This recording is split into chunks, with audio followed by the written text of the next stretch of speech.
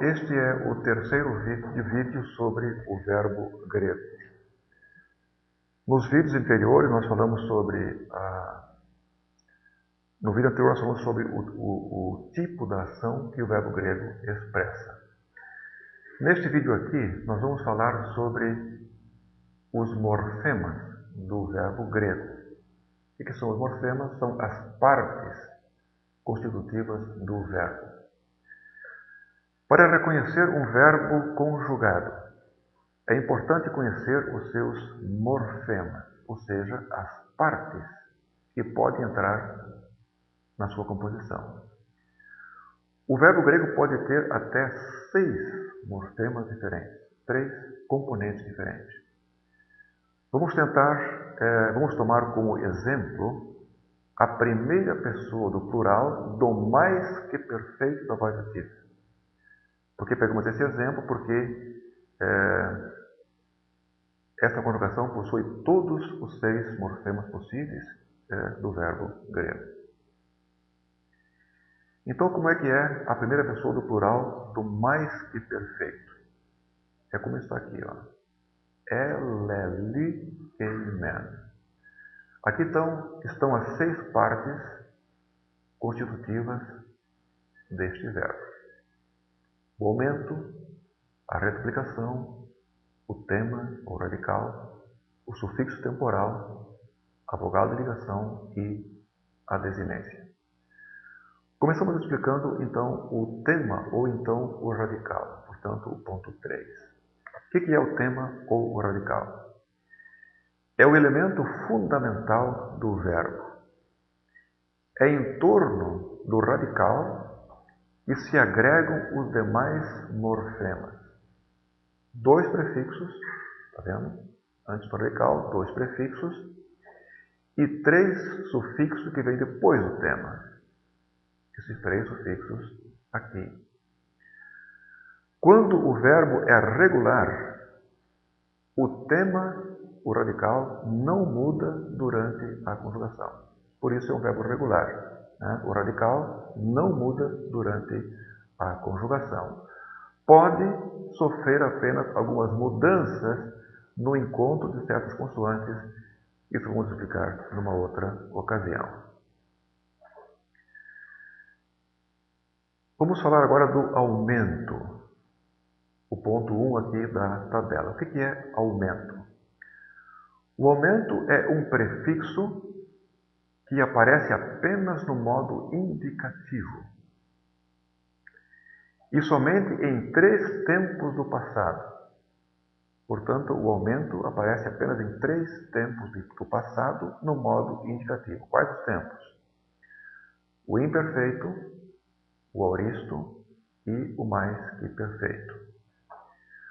O aumento consiste em antepor a vogal epsilon, estão vendo aqui? A vogal epsilon, ao tema ou então à reduplicação. Né? No caso do mais que perfeito, o epsilon está diante da reduplicação. No caso do aoristo, por exemplo, o epsilon vai estar diretamente diante do radical. Em verbos iniciados por vogais, o aumento vai se contrair com aquela vogal. Se aqui, por exemplo, o verbo começar com uma vogal, né, esta vogal inicial do verbo vai se contrair com esse aumento, né, formando uma outra vogal. Isso também vamos explicar numa outra ocasião. Falemos agora da reduplicação, ponto 2 da tabela. A reduplicação do tema ou do radical é um prefixo anteposto ao tema. Aqui está o tema, né? O prefixo é anteposto ao tema. Nos tempos perfeito e mais que perfeito. Portanto, perfeito e mais que perfeito possuem a reduplicação. E esta reduplicação aparece em todos os modos em que esses tempos existem, inclusive no infinitivo e no particípio. Vamos para o 4º morfema, o quarto componente do verbo, que é o sufixo temporal.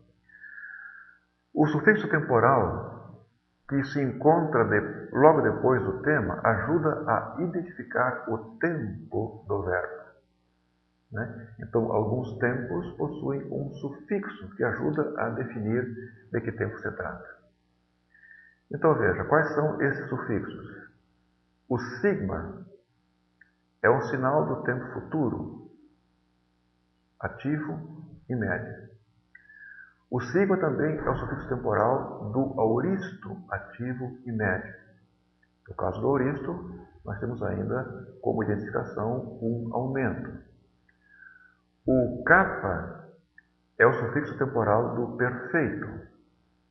Lembrando que o perfeito também tem uma reduplicação na frente do radical.